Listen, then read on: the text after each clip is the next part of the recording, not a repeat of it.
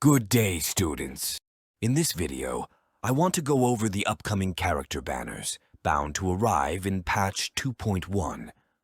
I will analyze the current worth of the rerun units, how good the 4-star characters from both halves of the patch are, and how the 5-star units stack against each other and against the other units. I will also go briefly over some updated builds for the rerun units, for those of you looking to grab them. So sit down, open your notebooks, and sharpen your pencils, as today's class is hereby in session.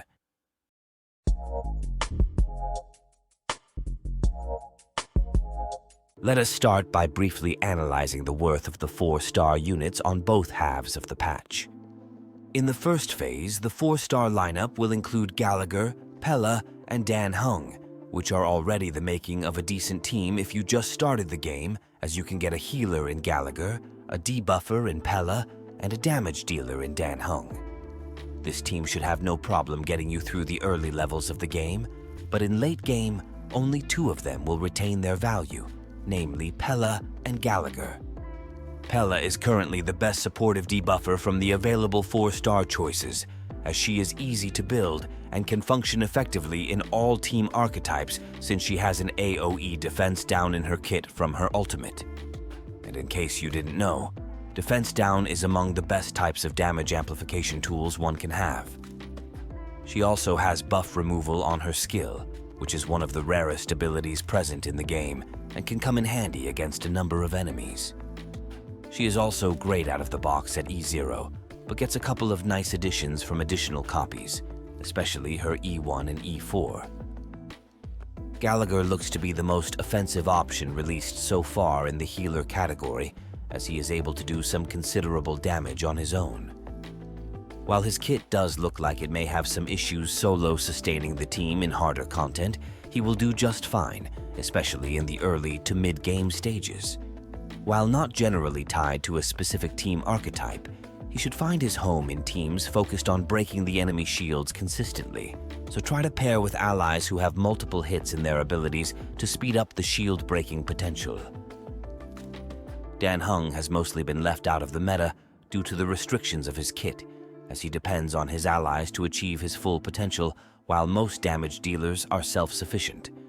Therefore, if you are rolling for the 5-star units in the first phase, I wish you good luck dodging him as he dodges Blade in his dreams.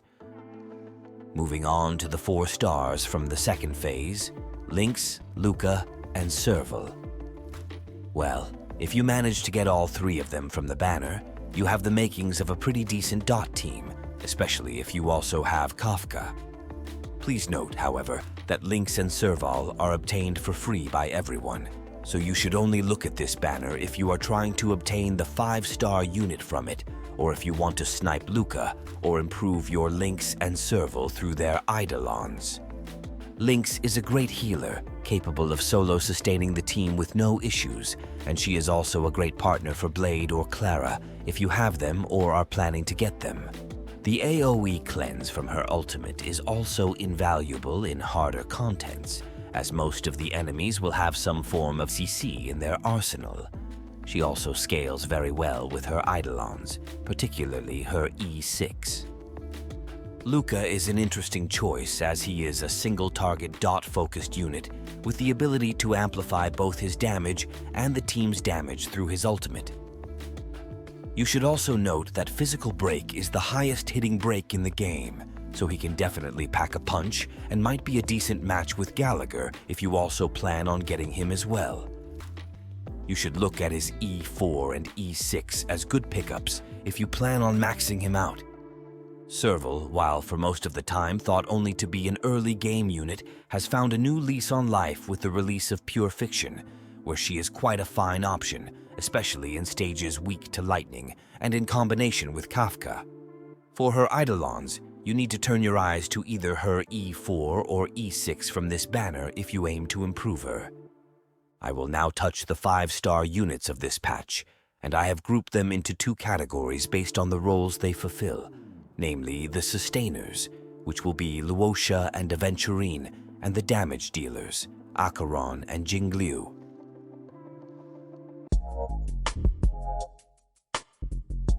Let's begin with Luocha.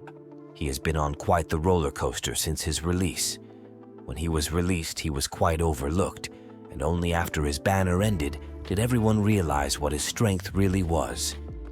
It then got overlooked again once the developers decided to give a free secondary healer in Lynx to everyone, and again with the release of Huo Huo and Fu Xuan.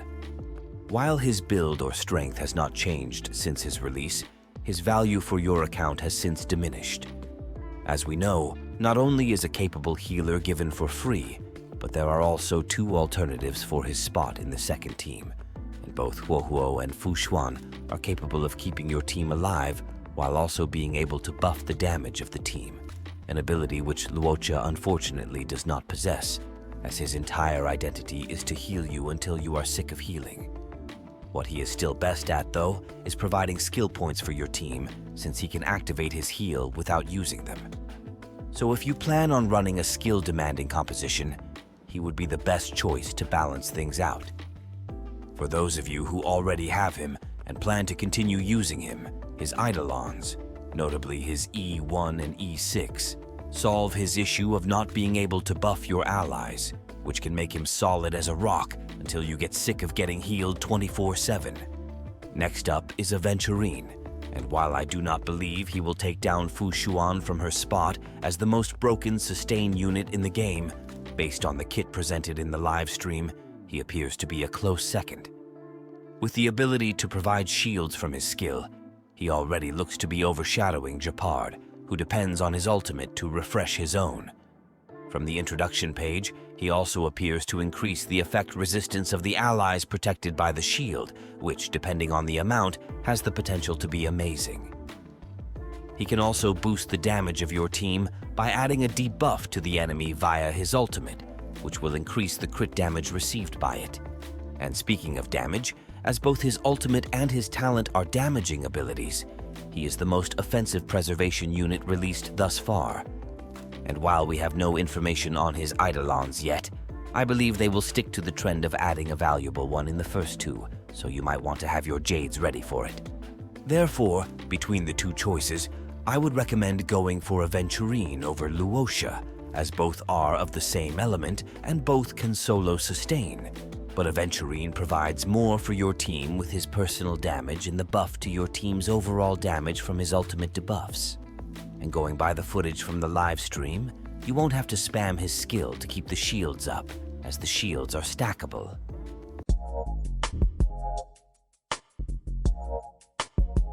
Let us go to the main event, the stars of the patch, of which I feel most of you are debating which one to get out of them, Acheron and Jingliu. The first one is Acheron. Let me just say that based on all the information we have on her kit, I believe she will be the hardest hitting unit in the game if the right conditions are met. Mainly if you can manage to bring the two Nihility units needed to maximize her trace, and also if you manage to do your ultimate at the precise time when all the debuffs are present on the enemy, and of course with the appropriate light cone and relic stats. Speaking of light cones, this will be her biggest issue, as unfortunately F2P options for her are pretty much non-existent, but more on this in my guide for her, so stay tuned.